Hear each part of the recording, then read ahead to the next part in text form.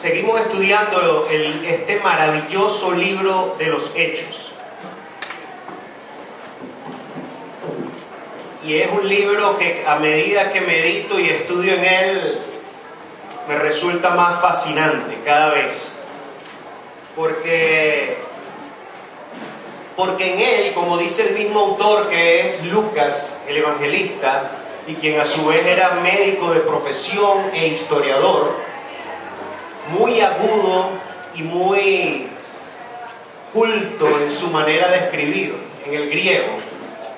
Entonces, en este documento él recoge, y como le dice a quien él le envía esta carta o este documento, que la importancia del libro de los Hechos radica en el hecho de que es un libro que recoge toda la evidencia histórica y de hechos que permite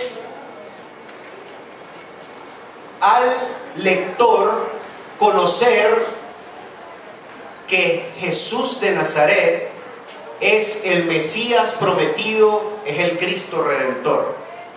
Y dice que, como dice el mismo capítulo 1 en el versículo 8, que habla de todo lo que el Señor Jesús continuó haciendo de su ministerio aquí en la tierra, que duró 3 años, lo que Él continuó haciendo a través de un grupo de líderes y de apóstoles que Él mismo seleccionó, que Él mismo entrenó y que formó, y que después les asignó la gran tarea de continuar su ministerio en esta tierra. Y para ello no lo dejó solo con ese entrenamiento, sino que le dio la herramienta más poderosa e importante, que es el Espíritu Santo. Y por eso algunos hablan de que el libro de los Hechos es el libro de los hechos del Espíritu Santo. Pero en realidad es el libro de los hechos de los siervos de Dios por medio del poder del Espíritu Santo. Y por eso esta prédica la he llamado siervos de Cristo. Y es importante que hagamos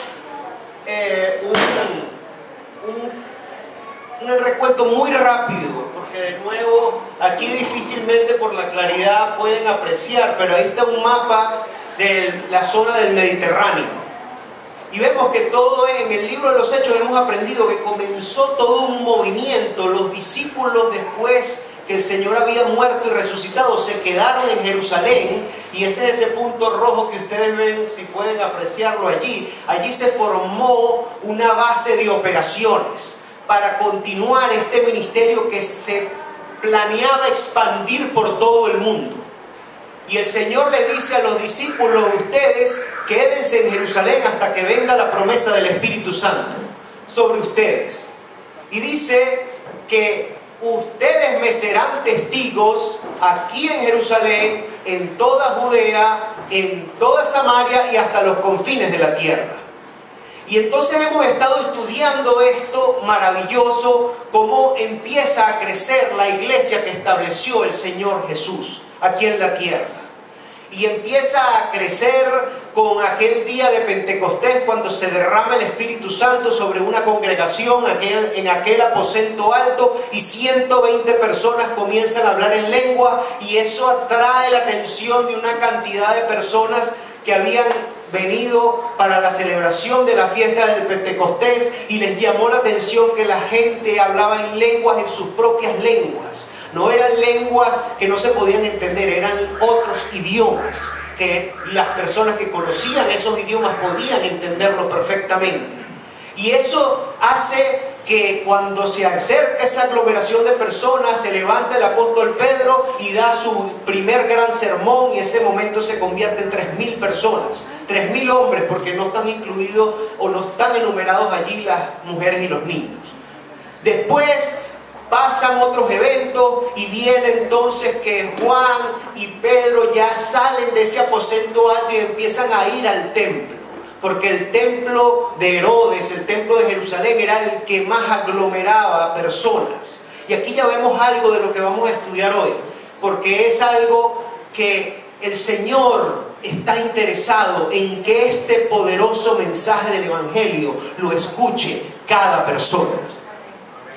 Y por eso van a ese centro de reunión y allí hay un paralítico de nacimiento a quien Juan y Pedro, por medio del poder del Espíritu Santo, lo sanan. Y eso que todo el mundo conocía, ese paralítico de nacimiento, 40 años en esa condición, allí en el pórtico de Salomón, le permite que todo el mundo que fue a orar a esa hora al templo se acercara a ver cómo es esto que este paralítico que veíamos todos los días en el templo pidiendo limosna, ahora está caminando, saltando y alabando a Dios. Y es cuando se acerca la gente, viene nuevamente el apóstol Pedro y se lanza su segundo gran sermón. Y esto hace que se conviertan 5.000 hombres. Entonces ya iban 8.000. Y así empieza a crecer la iglesia de Cristo allí en Jerusalén. Y después hemos visto cómo viene y esa iglesia, esa congregación creciente, como crecía, necesitaba administradores y nombran a 7 diáconos. Y uno de esos diáconos era Esteban. Y Esteban, que era un hombre lleno del Espíritu Santo, comparte la palabra con otros fariseos y escribas, y allí los exhorta de tal manera que ellos se ven seriamente amenazados y resulta que lo apedrean. Y este acto que matan allí, martirizan a Esteban, hace que toda esa congregación se desate una persecución a la iglesia y la congregación sale despavorida en todas las direcciones. Pero ahí estaba el cumplimiento de lo que el Señor le había dicho a sus discípulos en Hechos 1:8, que dice: ustedes me serán testigos aquí en Jerusalén, en Judea, en Samaria y hasta los confines de la tierra.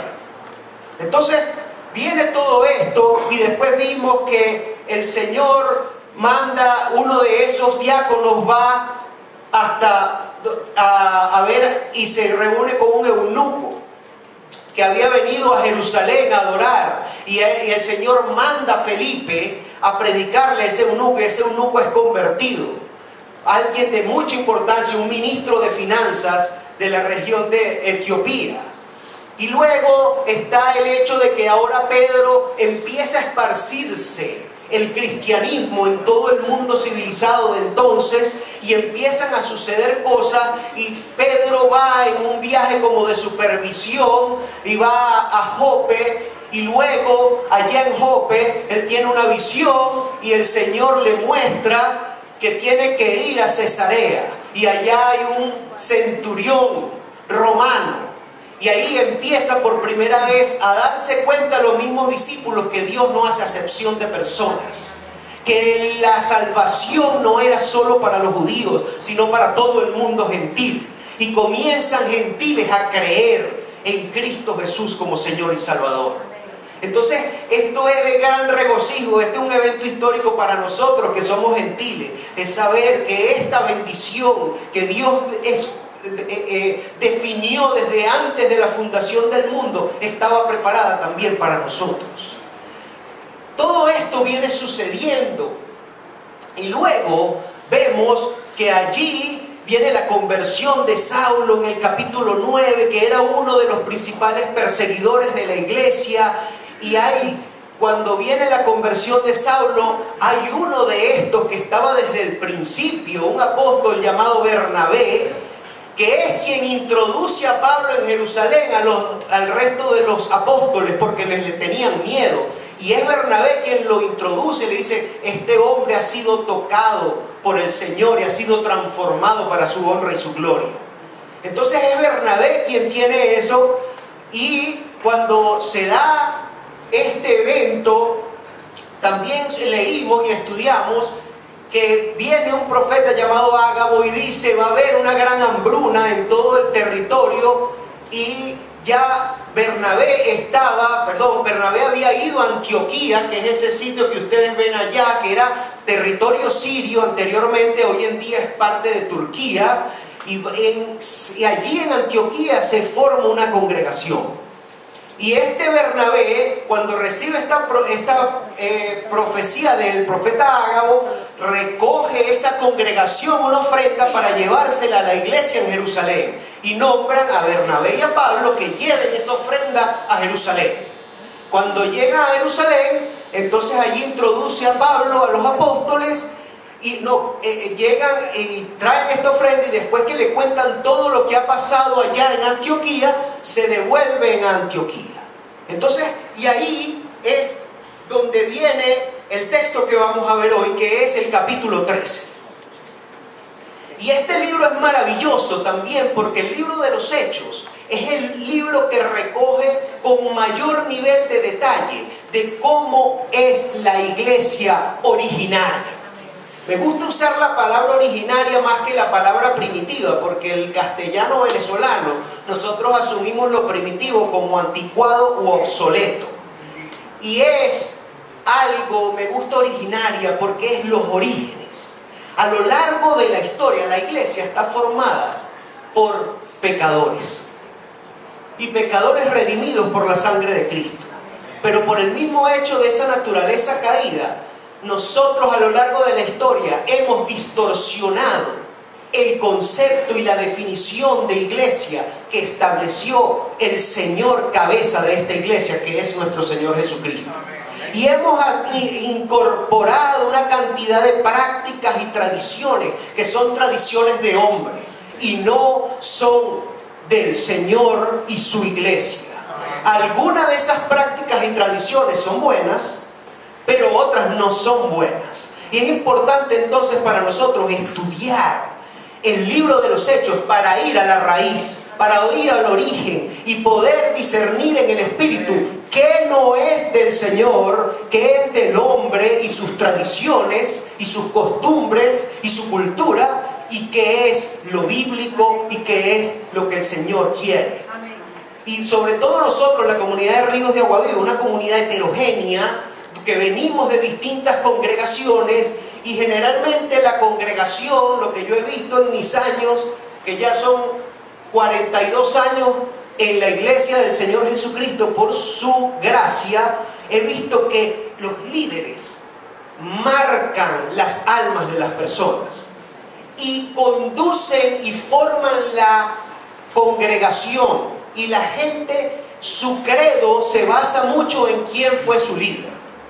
Entonces es importante ir a la palabra porque nuestro líder es el Señor Jesucristo. Amén. Y si algún líder de la iglesia se para aquí y dice algo que no está conforme a la palabra, esa enseñanza hay que rechazarla. Tan sencillo como eso. Entonces vamos a leer, y dice Hechos capítulo 13, solo los 3 primeros versículos. Dice: había entonces en la iglesia que estaba en Antioquía profetas y maestros: Bernabé, Simón el que se llamaba Níger, Lucio de Cirene, Manaén el que se había criado junto con Herodes el tetrarca, y Saulo. Ministrando estos al Señor y ayunando, dijo el Espíritu Santo: apartadme a Bernabé y a Saulo para la obra a que los he llamado. Entonces, habiendo ayunado y orado, les impusieron las manos y los despidieron. Amén.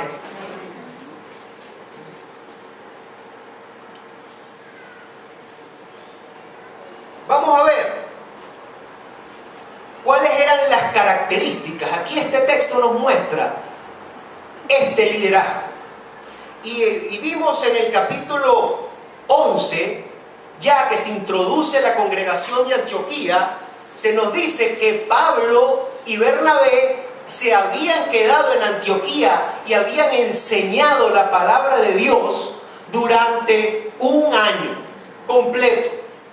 Por eso el mandato de nuestro Señor Jesucristo en la Gran Comisión es ir y hacer discípulos.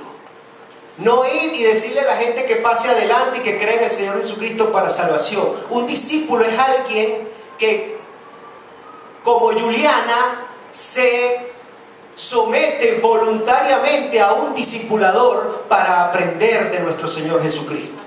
Y por eso ellos dedicaron el tiempo de todo un año enseñando la palabra.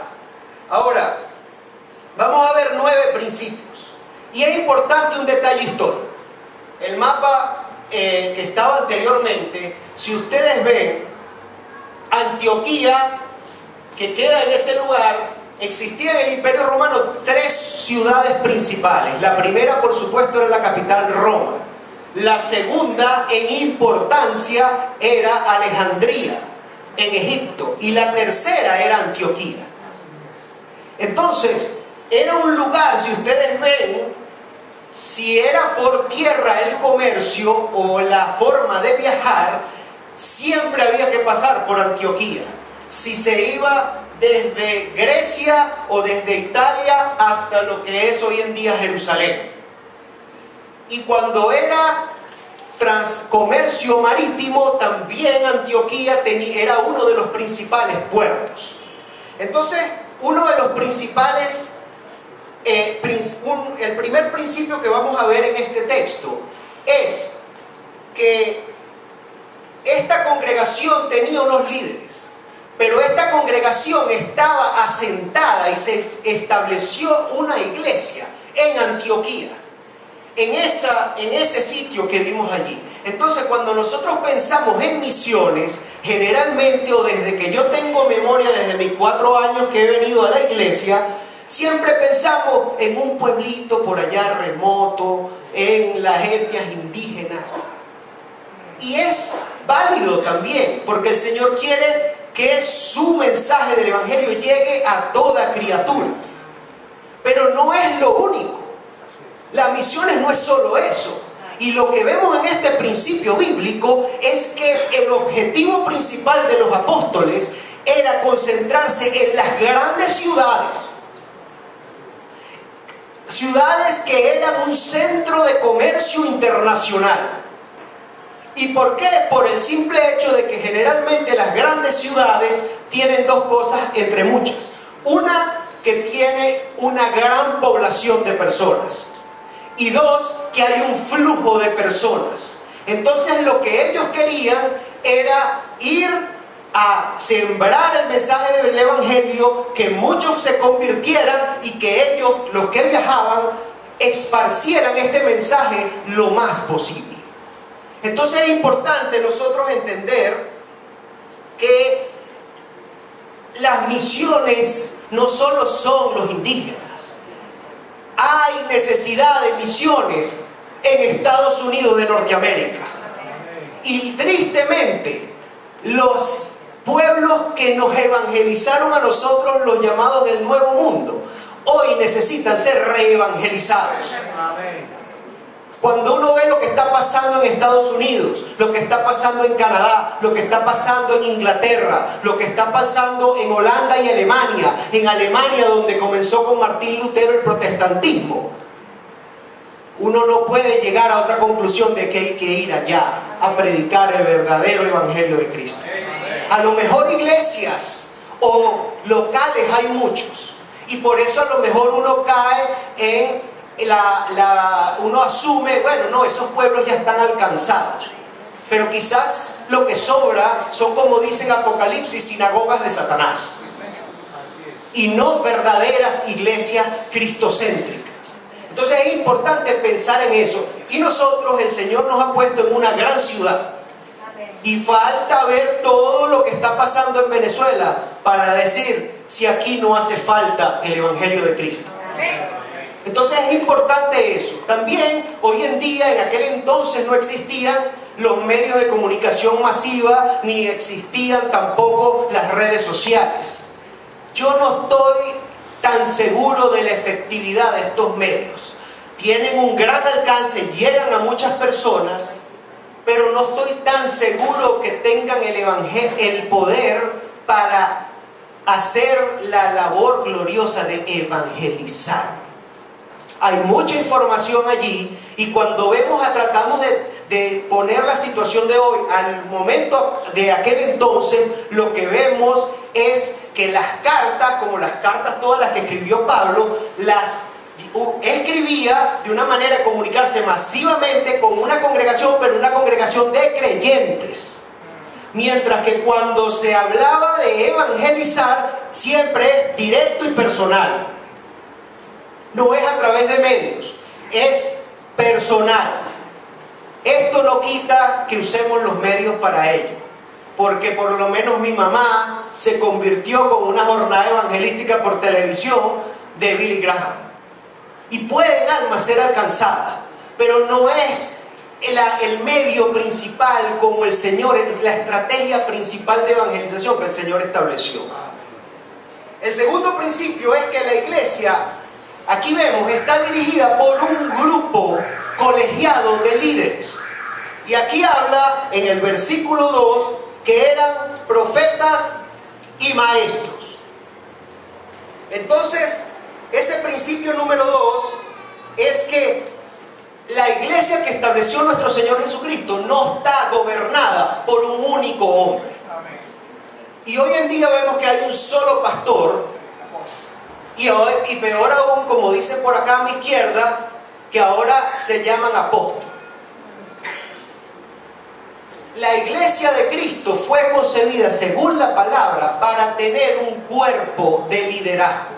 Y de hecho, así no hay evidencia bíblica que muestre que el Señor Jesús le dijo a sus discípulos o puso a uno de los 12 por encima de los otros 11. Que es el primer grupo de liderazgo. Y Él los estableció a todos. En el libro de los Hechos vemos que hasta el capítulo 12, el principal personaje después del Espíritu Santo era Pedro. Sin embargo, a partir de este capítulo 13 vamos a ver que el principal personaje después del Espíritu Santo va a ser Pablo. Entonces, y Pablo es, como él se consideraba, un apóstol abortivo, porque él vino a ser llamado por el Señor después que los primeros 11 y el 12º que se sumó Matías. Entonces, es importante entender esto, que Dios, el Señor Jesús, concibió a un cuerpo para que dirija la iglesia local. Y le damos gracias al Señor porque ahora Dios en su maravillosa gracia ha establecido en esta comunidad de Ríos de Agua Viva un cuerpo pastoral de 5 pastores. Y eso casualmente aquí en este texto eran 5. O por lo menos Lucas nombra 5. No es que tienen que ser 5. Puede ser menos, puede ser más. Sin embargo, lo importante es que las decisiones y el gobierno de la iglesia no pueden recaer en una sola persona, porque esa persona es tan humano como tú y como yo. Amén. Y puede fallar. Entonces es importante que haya, como dicen los gringos, un check and balance. Que haya a quien rendirle cuentas. Y que juntos tomen las decisiones de manera colegiada. El tercer principio que vemos en este texto es que la principal función del cuerpo de líderes es la enseñanza de la palabra de Dios. Por eso no nos podemos ir de aquí, aunque estemos cansados y tengamos hambre, porque el tiempo haya avanzado sin escuchar la palabra de Dios. A la congregación, así como dirigir a dicha congregación a adorar a Dios de la manera correcta. Esa es la principal función de este grupo de líderes. Fíjense que Bernabé y Saulo, ya lo mencioné, todo un año enseñando la palabra de Dios. Esa fue su principal función. El texto habla también que eran profetas y maestros. Y ambos términos se refieren a la declaración expositiva, profunda, precisa y sistemática de la palabra de Dios. Casualmente, en este grupo de 5 habían 2 apóstoles, Bernabé y Saulo. Y en los apóstoles, permítanme hacer un paréntesis aquí porque es importante. Porque podemos hablar de la palabra apóstol en 2 sentidos, un sentido general y un sentido específico. El apóstol, de manera general, es simplemente el rol o la función de alguien que ha sido enviado por Dios a predicar el evangelio y a implantar una iglesia.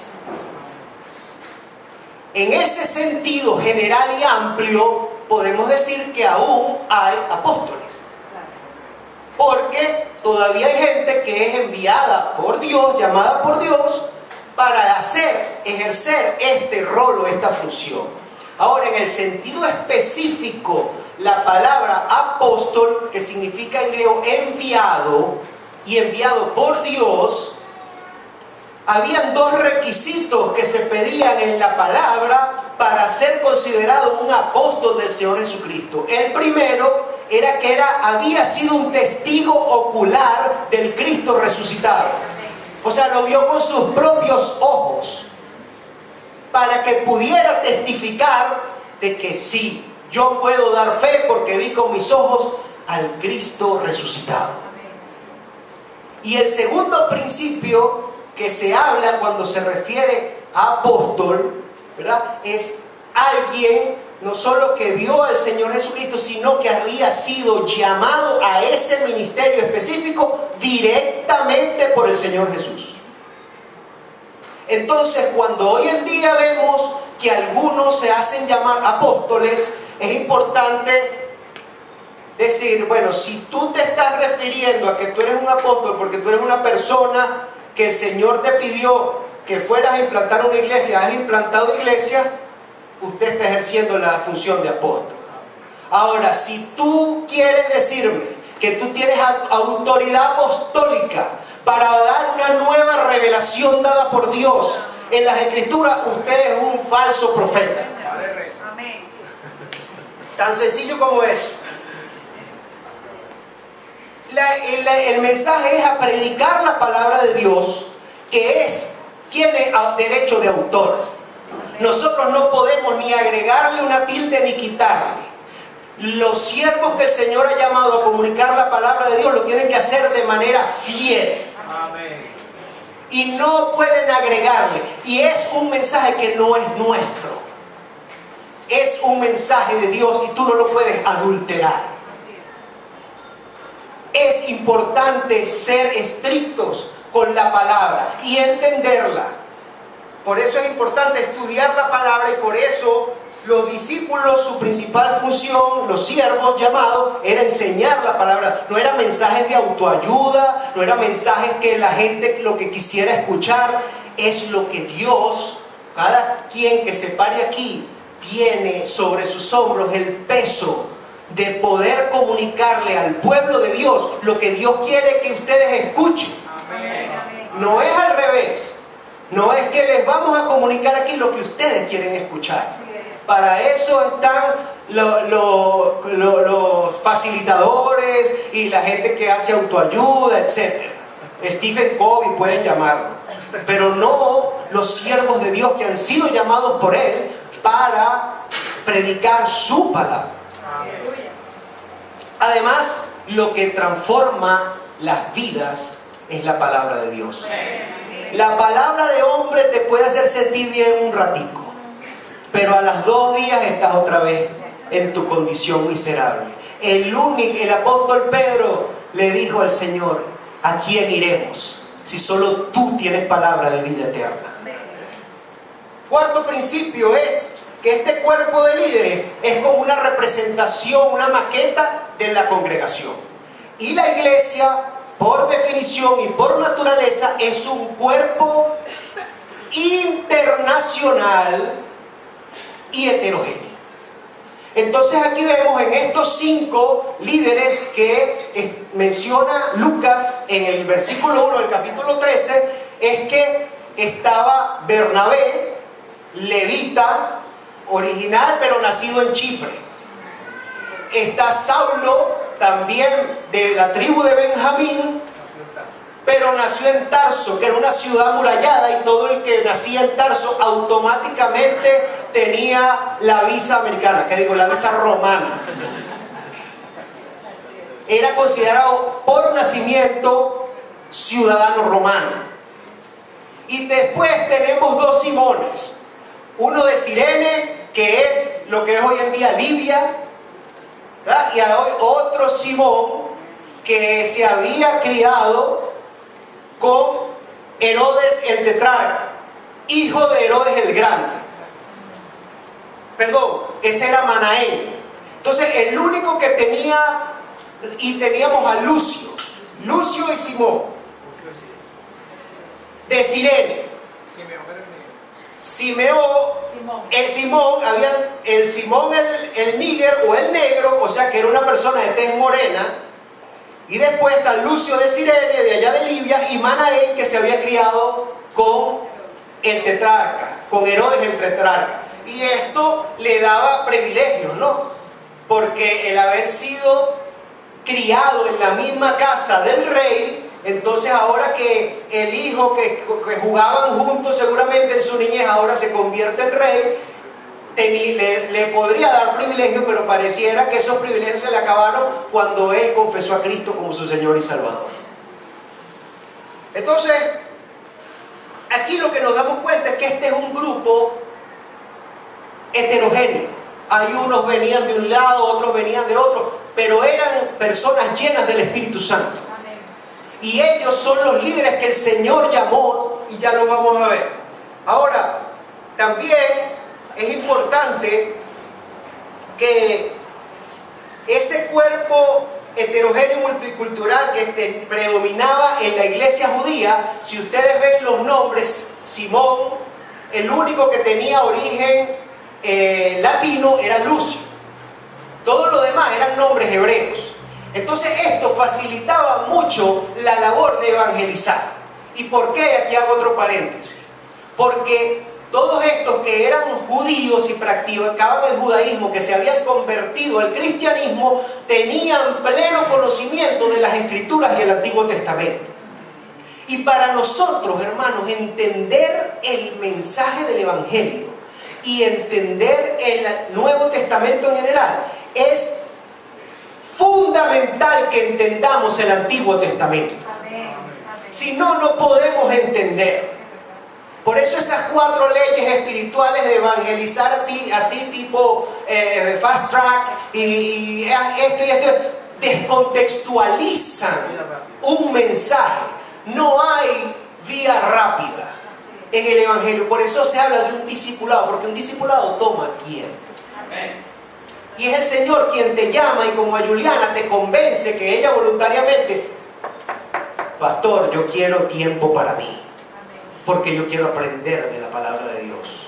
Entonces esto es muy importante, y es importante como aplicación nosotros. Voy a subir si el pastor Anel me lo permite, a la página web un cronograma de lectura bíblica, donde podemos leer la Biblia en un año completa. Este es el cronograma que yo tengo más de 16 años usando, y ha sido, hermanos, de una bendición tremenda, porque me ha dado una visión panorámica de toda la verdad de Dios y de todo su plan de redención. No he tomado a pinzas como generalmente nos acostumbran a leer la palabra, y no vemos el contexto, y eso nos lleva al error de falsas doctrinas, porque descontextualizamos la palabra de Dios. Entonces eso, si lo logran asumir como una disciplina, verán que va a ser de bendición individual y de bendición como grupo, porque todos nos vamos a estar alimentando de los mismos textos a la vez, y vamos a poder, como dice Eclesiastés, afilarse hierro con hierro cuando conversemos los unos con los otros. El principio 5 es que los líderes, dice aquí, ministrando estos al Señor. O sea, estos hombres estaban reunidos adorando al Señor.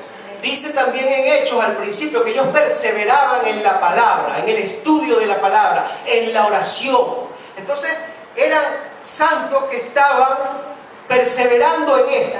Dice, entonces una aplicación es que los líderes que adoran al Señor tienen que desarrollar una vida de estudio profundo y sistemático de su palabra, porque es imposible conocer a Dios si no conoce su palabra. Lo otro es que requiere una vida de oración individual y grupal. Necesitamos estos 5 líderes que ahora estamos en Ríos de Agua Viva, pasar tiempo a solas con el Señor, pero también como grupo intercediendo delante del Señor. Requiere una vida de obediencia y sumisión a Cristo, porque lo importante es obedecer. De nada hacemos con ser unos teólogos y sabernos la Biblia de memoria y no ponerla en práctica en nuestras propias vidas. Y una vida de comunión íntima y personal con Cristo, como nos dejó el ejemplo nuestro Señor Jesucristo, que cuando estaba aquí en su ministerio, Él se apartaba sola para pasar tiempo con su Padre. Y si Él necesitaba tiempo con su Padre, ¿tú no crees que tú necesitas tiempo a solas con Dios? El sexto principio es que ayunaban. Y el ayuno es una de las disciplinas espirituales más importantes de los santos, pero especialmente para los líderes. Es ejercer el dominio propio dado por el Espíritu Santo, porque se trata de algo que te lleva a mortificar tu carne. Porque como ustedes a lo mejor sienten ahorita hambre, ¿verdad? Cuando uno ayuna, se crea una atmósfera especial en ti. Y generalmente los que han pasado hambre saben que la primera emoción que viene con el hambre es la rabia. Porque cuando uno tiene hambre lo que da es rabia. Yo cuando tengo hambre me pongo de mal humor. Pero después de la rabia, cuando es un ayuno con el pleno objetivo de buscar a Dios, después de que pasa, a lo mejor no pasas por la rabia, o si pasa, pasa. Después llega un estado de humillación. Y un estado que es propicio para acercarte a un Dios que es santo, santo, santo. Entonces, ahora el ayuno, es importante aclarar ciertas cosas. El ayuno no es un fin en sí mismo. O sea, el fin no es pasar hambre, porque Dios no es sádico y no quiere verte sufrir. El fin del ayuno es crear el ambiente propicio de un corazón contrito y humillado, como leyó Daniel en el Salmo 51, para que tú puedas acercarte a este Dios santo. Y generalmente cuando uno se acerca a este Dios en ayuno, el ayuno siempre tiene que estar acompañado de oración. O sea que si tú tienes que ir a trabajar un día, no ayunes ese día, porque en la oficina no vas a poder o estar orando, o estarás echando carros si vas a la oficina y vas a estar orando, porque tu jefe te paga para que tú trabajes. Entonces el ayuno debe ser un momento en que tú puedes dedicarte a la oración, y a la oración profunda. Y cuando vemos los ejemplos bíblicos, recuerdan cuando el rey David empezó un ayuno porque el Señor le dijo, por el crimen que cometiste, ¿verdad?, y el adulterio, entonces le dijo, te voy a quitar la vida del niño. Y este empezó un ayuno pero ferviente. Dice, cuando el niño murió, él enseguida se fue a comer. Oye, y las personas que trabajaban con él, pero ¿cómo es esto? Si tú estabas triste, postrado en ayuno. Bueno, pero ya, ¿qué sentido tiene si el niño murió? ¿Puedo yo recobrarle la vida? No. Igual fue Ana cuando estaba así en Silo, derramando su corazón delante del Señor para que el Señor le diera un hijo. Y el profeta y el sacerdote Elí le dijo, el Señor ha escuchado tu oración. Primero pensó que estaba borracha, etc. Y ustedes saben esa historia. Pero después le concedió su oración. Entonces el ayuno es una disciplina espiritual que nos permite llegar a Dios con un fin de buscar el favor de Dios en algo en particular. La enfermedad de un hijo, el que nos provea un templo. Eso es motivo suficiente para ayunar. También les quiero decir que el ayuno no es para todo el mundo. Por eso el Señor Jesús en el capítulo 9 puso dos metáforas. ¿Se acuerdan? Del vino en los odres viejos y cómo poner un remiendo en una ropa vieja.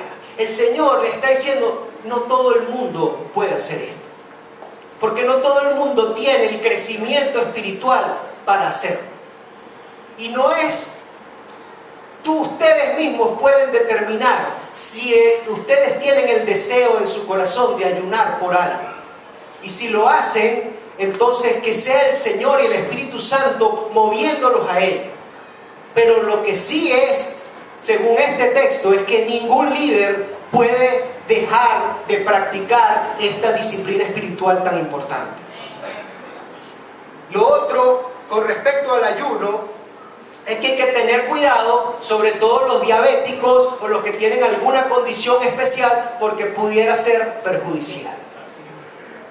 Y después de un ayuno, que puede ser parcial o total, Puede ser que tú decidas solo no ingerir sólidos, o puede hacer un ayuno dependiendo del número de días. Nuestro Señor Jesús hizo un ayuno de sólidos y de líquidos durante 40 días. Eso no lo intentes, porque pueden morir en el intento. Pero sí es un momento que te va a hacer reflexionar, y cuando tú tienes esa profunda hambre, tú vas a ver que tú vas a lograr ese estado de contrición de corazón y humillación que te va a permitir que seas acepto delante de los ojos de Dios. Es como la reina Esther, ¿se acuerdan? Que ella no podía pararse delante del rey y corría el peligro de que fuera ejecutada si el rey, cuando se aparecía sin que él la llamara, no extendiera su cetro hacia ella. Bueno, igualmente, para venir a Dios no puedes venir como tú quieras. Tienes que venir en una actitud de adoración, de profunda reverencia y de humillación, porque Él es un Dios todopoderoso. Entonces, las personas que tengan esa condición, tengan cuidado. No quiere decir que no lo pueden practicar, pero tienen que hacerlo de manera prudente. Y por último, en cuanto a este tema, si después que ayunen, es recomendable no ir y comerse un tremendo banquete.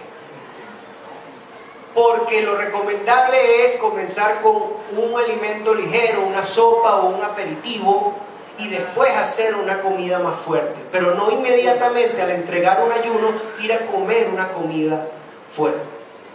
A mí me pasó una vez y terminé un ayuno y me comí una hamburguesa y Daniela me tuvo que llevar a la clínica metropolitana porque yo pensé que me estaba dando un infarto.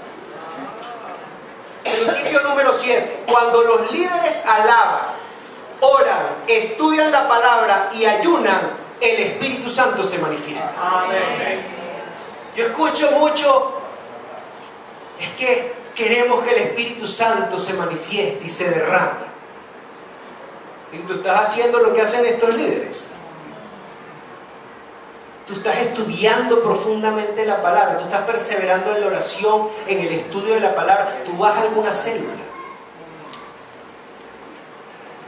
o tú vas a la clase del pastor y quieres que él se derrame. Bueno, ahora tienen la responsabilidad de estos 5 líderes de perseverar en el estudio de la palabra, en la oración, en la adoración y meditación en Dios, y también en el ayuno. Porque cuando eso suceda, cuando se crea ese ambiente, el Espíritu Santo se va a manifestar. Amén. El principio 8 es que es Dios quien llama, aparta y envía a sus siervos. Aquí vemos que estaban orando y ayunando, y entonces se manifestó el Espíritu Santo y les dijo: apartadme a Bernabé y a Saulo, a quienes yo he llamado, ¿verdad? Y dice: apartadme a Bernabé y a Saulo para la obra a que los he llamado. Entonces aquí hay varias cosas. Ningún siervo puede mandar su currículum. Esto no es una empresa. Quien llama a su obra es Dios. Y puede ser a través de cualquiera de sus 3 personas: el Padre, el Hijo o el Espíritu Santo. Es Él el que llama y aparta. Y aquí lo que vemos es que apartó con un fin específico a Saulo y a Bernabé. Ellos eran miembros del liderazgo de la iglesia de Antioquía, y el Señor a sus 5 líderes le quitó 2.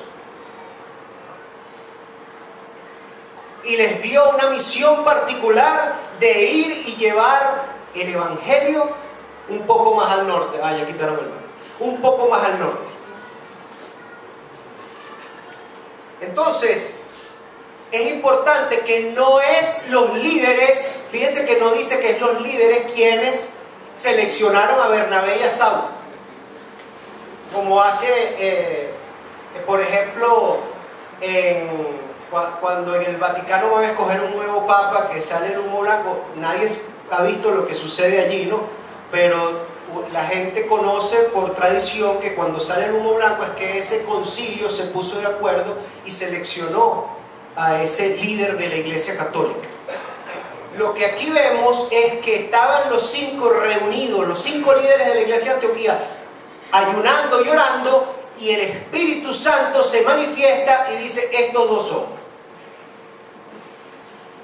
Entonces, es Dios quien llama, es Dios quien aparta. No es la congregación la que dice: vamos a enviar al líder fulano a plantar una iglesia en tal sitio. Siempre es el Señor, porque el Señor de esta iglesia es nuestro Señor Jesucristo. A través de su Santo Espíritu, Él mueve sus piezas como Él quiere, cuando Él quiere. El último principio es que este cuerpo colegiado de líderes confirma la voluntad de Dios mediante ayuno y oración, y luego con obediencia. Porque lo que hacen es que imponen sus manos sobre ellos y los envían. Entonces, esto dice la palabra, que fueron estos líderes los que continuaron ayunando y orando, y quienes enviaron entonces a Saulo y a Bernabé. Sin embargo, también la iglesia, la congregación, debe confirmar esto y bendecirlo, y debe ser un acto público, porque también la iglesia es corresponsable de ese envío. Ahora, es importante entender lo siguiente: cuando la iglesia envía a un líder o a un misionero con una labor, la iglesia debe apoyarlo, y apoyarlo en oración, y apoyarlo económicamente. Ahora, con respecto al segundo punto, económicamente, es por un tiempo. No se trata de que ese misionero va a vivir a costillas de la congregación que lo envió durante toda su vida hasta que se jubile. O sea, no es una pensión vitalicia, porque lo que enseña la palabra es que a donde él va a implantar una iglesia, y ahí va a surgir una comunidad que va a ser responsable de mantenerlo a él económicamente. Por eso es importantísimo que sea el Señor quien envíe. Porque cuando el Señor envía, Él va a proveer a ese siervo todo lo que necesita. Cuando el siervo se autoenvía, entonces ustedes ven por ahí en las redes sociales el siervo pasando hambre y pidiendo todo el tiempo y mandando cartica. Entonces es importante entender esto, porque la iglesia es corresponsable de los enviados, pero los enviados por nuestro Señor. Vamos a terminar con unas aplicaciones generales. El Señor, como ya dije, ha establecido un cuerpo de líderes en Ríos de Agua Viva. Estos deben perseverar en el estudio profundo de la palabra, en la oración, en la adoración y en la devoción a Dios, de manera que puedan discernir la voluntad de Dios para esta congregación. Y ustedes, como congregación, también son responsables de orar por estos líderes. La iglesia tiene el deber de orar por sus líderes. Así le dice Pablo en 1 de Tesalonicenses 5:25. Orar por sus líderes. Después deben honrarlos y mantenerlos con doble honor, como dice Pablo también a Timoteo en 1 de Timoteo 5:17. Efesios 5:21 invita a que debemos sujetarnos unos a otros, y por supuesto eso implica que debemos sujetarnos a nuestros líderes. Y debemos cuidarlos en oración para que no se desvíe. Y si algún líder se desvía, los primeros responsables en llamarlo a capítulo son el resto de sus compañeros líderes, pero también la congregación. enviarlos cuando el Señor así lo disponga. Y enviarlos en la manera que les mencioné. Deben confirmar que esa es la voluntad de Dios, deben orar por ese envío y deben soportarlos económicamente por un tiempo. La obediencia de la iglesia de Antioquía permitió que el apóstol Pablo y Bernabé fueran enviados. Y gracias a ellos empezó este primer gran viaje misionero del apóstol Pablo por todo lo que era, o lo que es hoy en día Turquía, y después se extendió hasta Grecia, y estudiamos aquí en Romanos que él quería llegar incluso hasta España. Y por eso, y por santos como este que el Señor llamó, apartó y envió, y que fueron martirizados en la gran mayoría, nosotros podemos hoy, por la gracia de Dios, tener las santas escrituras escritas incluso en nuestro propio idioma, que es una bendición. ¿Ustedes saben lo que es la bendición de tener en tu mano la palabra de Dios? ¿Cuántos a lo mejor dieran por tener una cita, qué sé yo, con algún presidente o algún músico con bono de YouTube o algo de eso, ¿verdad? Para escucharlo. Pero imagínense, hermanos, nosotros tenemos el privilegio de tener la revelación y la palabra de Dios en nuestro propio idioma. Y eso fue por su gracia, porque Él quiso manifestarse a nosotros. Así que no la menosprecies, no lo tomes superficialmente. Hay mucha gente que tiene la palabra de Dios así escrita en algún lugar en la entrada de la casa. Pero en la palabra de Dios vendrán tiempos, dijo el profeta, en que la palabra estará escrita en sus corazones. Y eso lo tenemos que hacer mediante el estudio profundo y sistemático de la palabra, para que el pensamiento de Dios se internalice en nuestro pensamiento y se fusione, y cuando pensemos y reaccionamos y tomemos decisiones, lo hagamos bíblicamente. Así, entonces, tu vida será bendecida. Que el Señor les bendiga.